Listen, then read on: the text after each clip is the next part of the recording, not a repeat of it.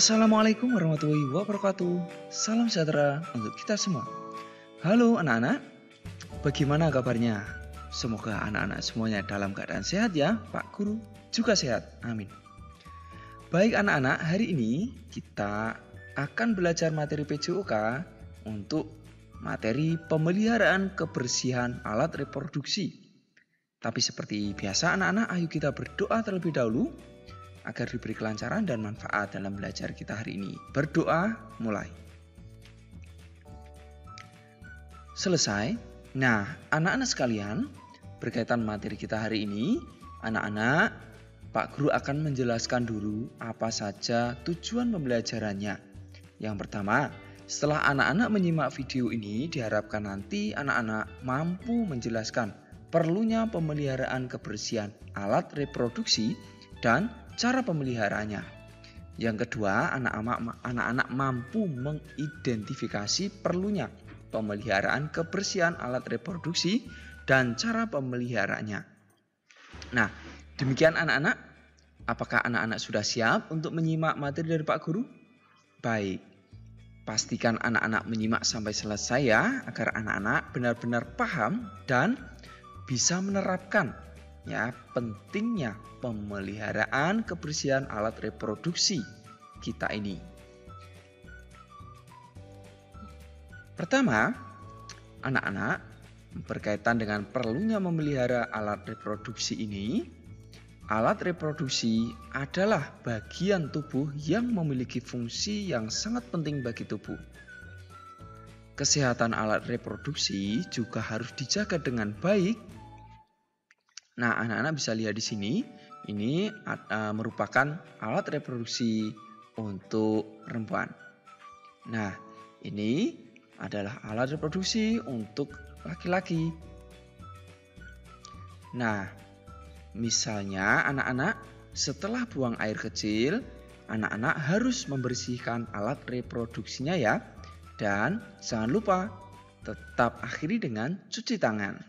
Anak-anak juga membiasakan mandi 2 kali sehari ya, agar tubuh anak-anak senantiasa bersih dan sehat. Saat mandi, alat reproduksi dibersihkan dengan sabun mandi. Nah, pakaian yang dikenakan untuk menutupi alat reproduksi harus bersih dan kering ya. Nah, kemudian kebersihan alat reproduksi harus dijaga agar terhindar dari bibit penyakit. Manfaat menjaga kebersihan alat reproduksi, anak-anak sekalian, manfaatnya yaitu pertama, kulit di sekitar alat reproduksi selalu sehat dan bebas dari bau tidak sedap. Aktivitas buang air kecil dan buang air besar tidak terganggu. Nah, tentu anak-anak, jika kebersihan alat reproduksi selalu terjaga, akan terhindar dari berbagai penyakit juga. Nah, tak kalah penting juga anak-anak juga dapat beraktivitas sehari-hari dengan nyaman. Tujuan sekarang anak-anak, tujuannya apa? Kita kok harus menjaga kebersihan alat reproduksi ini? Tujuan yang pertama, memelihara fungsi alat reproduksi kita. Kedua, menghindari munculnya aroma tidak sedap pada alat reproduksi. Berikutnya, mencegah terjangkitnya penyakit pada alat reproduksi kita. Dan terakhir, meningkatkan kenyamanan dalam melakukan aktivitas. Jadi kalau alat reproduksi kita itu terjaga dengan baik atau bersih, kita bisa melakukan berbagai aktivitas dengan nyaman, bisa belajar, bisa makan, ya, bisa berolahraga dan lain sebagainya dengan nyaman. Untuk materi berikutnya ada perilaku dalam memelihara kebersihan alat reproduksi ini. Nah, perilaku yang dimaksud yaitu menjaga kebersihan dan kesehatan alat reproduksi ini sangat penting anak-anak. Anak-anak dapat menggunakan sabun atau sejenisnya untuk menjaga kebersihan alat reproduksi.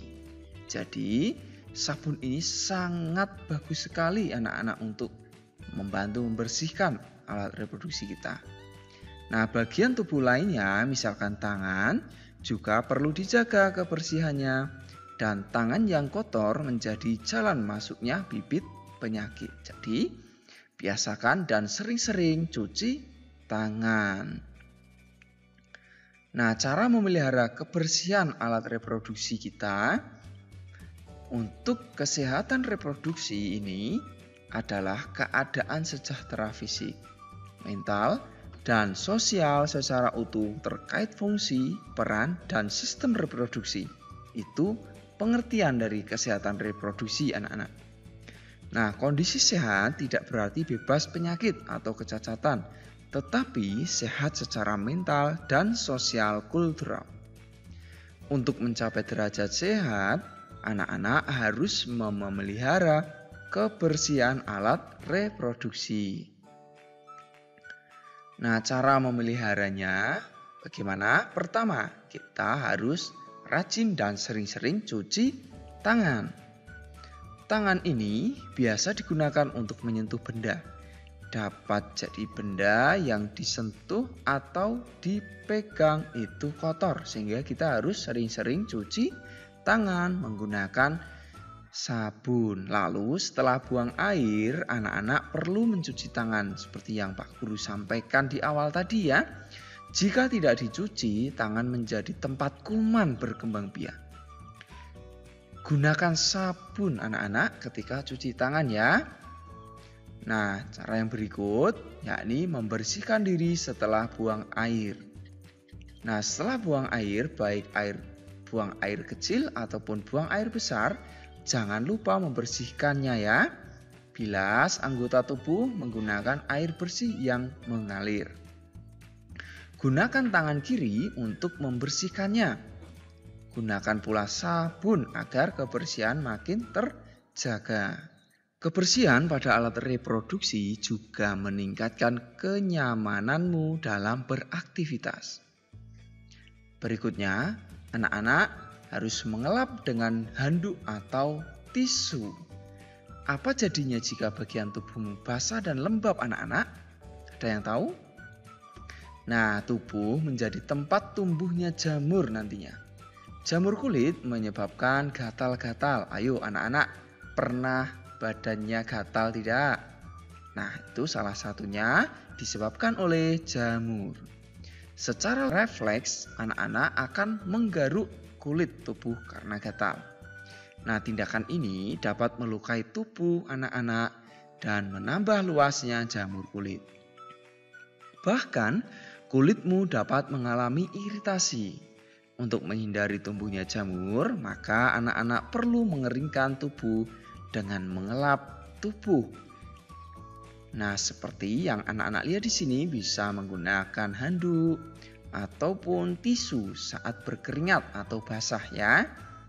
Begitu anak-anak. Berikutnya, anak-anak harus mengenakan celana dalam yang bersih dan higienis. Higienis berarti bebas dari kuman atau tidak mengandung bibit penyakit. Apa hubungannya higienis dan celana dalam? Nah, celana dalam yang bersih dan higienis dapat menjaga kebersihan alat reproduksi kita. Ganti celana dalam sekurangnya 2 kali dalam 1 hari ya. Mengapa? Karena celana dalam yang kotor ini dan lembab akan rentan sekali dengan kuman atau penyakit. Kamu dapat memilih celana berbahan katun karena bahan katun menyerap keringat sehingga sekitar alat reproduksi anak-anak tidak lembab. Gitu ya anak-anak. Nah, berikutnya mencuci pakaian dan celana yang kotor. Pakaian dan celana kotor menjadi sarang bibit penyakit. Agar tetap bersih, pakaian dan celana kotor harus dicuci ya. Setelah dicuci harus dijemur. Juga bisa dilanjutkan dengan disetrika. Nah, anak-anak, Pak Guru mau tanya anak-anak di sini, siapa yang sudah bisa cuci pakaian sendiri? Ayo, coba jawab di kolom komentar ya. Siapa yang sudah bisa mencuci pakaian sendiri? Atau bisa membantu orang tua saat mencuci pakaian? Nah, berikutnya anak-anak kenakan celana yang longgar atau tidak terlalu sempit. Amati cara berpakaian teman-teman anak-anak. Adakah temanmu atau orang yang di sekitar anak-anak mengenakan celana ketat? Ada atau tidak? Nah, tahukah kamu mengenakan celana ketat dapat mengganggu peredaran darah? Suhu tubuh pun juga akan meningkat.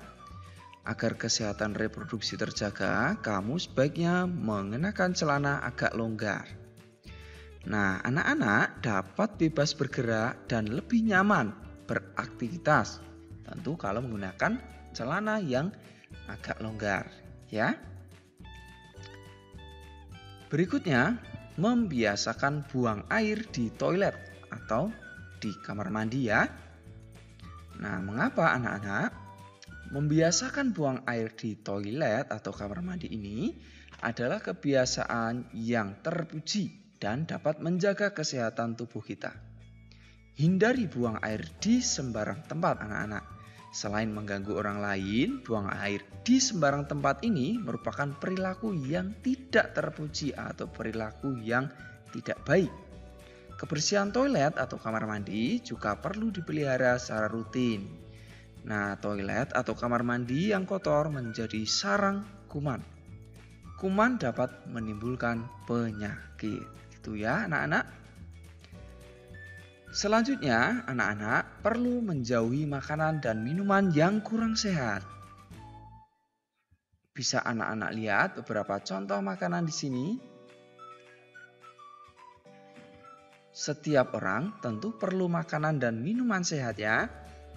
Nah, dengan mengonsumsi menu sehat, anak-anak dapat menjaga kesehatan alat reproduksi juga.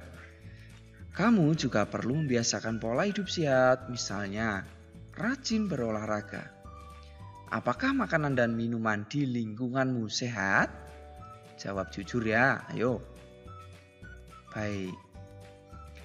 Berikutnya anak-anak, Pak Guru akan tambahkan juga materi penyakit akibat kebersihan alat reproduksi yang tidak terjaga. Apa saja penyakitnya? Pertama, ada infeksi saluran kencing. Infeksi saluran kencing atau infeksi saluran kemih disebabkan bakteri Escherichia coli. Bakteri ini hidup di dalam saluran cerna yang masuk pada saluran uretra. Infeksi saluran kencing dibagi menjadi infeksi saluran kencing bagian bawah dan bagian atas. Gejala infeksi ini untuk yang bagian bawah yaitu rasa ingin selalu buang air kecil, nyeri atau perih saat buang air kecil, warna urin keruh, dan bau urin tidak sedap. Gejala infeksi saluran kencing bagian atas yaitu nyeri pada bagian selangkangan, mual, dan demam. Nah, penyakit berikutnya ada kudis. Kudis disebabkan tungau Sarcoptes scabiei. Tungau menggali sarang di bawah lapisan kulit, sehingga kulit akan gatal dan membentuk ruam. Penyakit ini dapat menular melalui sentuhan kulit. Penyakit ini juga ditularkan jika terjadi kontak langsung dengan hewan yang mengidap kudis. Kamu dapat tertular kudis jika sering bertukar pakaian dengan orang lain atau menggunakan handuk sama. Hindari saling meminjam pakaian atau handuk karena menyebabkan penyakit kulit. Seorang penderita kudis sebaiknya disediakan handuk khusus, ya. Nah, pakaian yang dikenakannya juga tidak boleh dikenakan orang lain karena bisa menular, ya. Nah, penyakit berikutnya ada eksim. Apa itu penyakit eksim, anak-anak? Nah, eksim ini adalah peradangan pada kulit yang menyebabkan munculnya gatal-gatal. Pada kondisi tertentu, kulit memerah, kering, dan pecah-pecah. Eksim ini merupakan jenis penyakit jangka panjang. Setelah menghilang, gejalanya dapat muncul kembali. Kulit yang terkena eksim tidak boleh digaruk loh, karena menyebabkan infeksi dan iritasi. Tentu akan semakin menyebabkan luka atau penyakit ini semakin parah, berbahaya, ya. Dan penyakit Yang terakhir ada uretritis. Uretritis ini adalah infeksi yang menyebabkan peradangan pada bagian lapisan uretra. Lapisan uretra adalah sebuah saluran kecil yang berfungsi mengalirkan air kencing keluar tubuh. Bisa anak-anak lihat pula di gambar di sini ya, uretra. Nah, penyebab uretritis ini antara lain bakteri yang masuk ke saluran uretra sehingga terjadi infeksi. Tanda-tandanya seperti gatal, terlihat memar dan perih. Kesehatan alat reproduksi juga dapat dideteksi dengan bau loh. Nah, jika tercium bau tidak sedap berarti kebersihan alat reproduksi kurang terjaga. Jika kamu menemukan tanda-tanda tersebut, segera bersihkan alat reproduksi dan periksakan diri ke dokter. Itu ya, tentu sampaikan pula pada orang tua ya. Begitu anak-anak, materi pembelajaran kita hari ini semoga bermanfaat. Baik, demikian anak-anak pembelajaran kita hari ini. Jika anak-anak masih ada kesulitan, ada hal yang masih kurang paham, silahkan tanyakan pada Pak Guru pada kolom komentar ya. Nah, Pak Guru tunggu, ayo kalau ada yang kesulitan. Nah, terakhir, mari kita tutup pembelajaran kita dengan berdoa. Mari kita berdoa. Berdoa mulai. Selesai, sampai jumpa anak-anak di pembelajaran selanjutnya. Tetap semangat belajar bersama Pak Guru di sini. Assalamualaikum warahmatullahi wabarakatuh. Salam sehat, salam semangat, salam PJOK.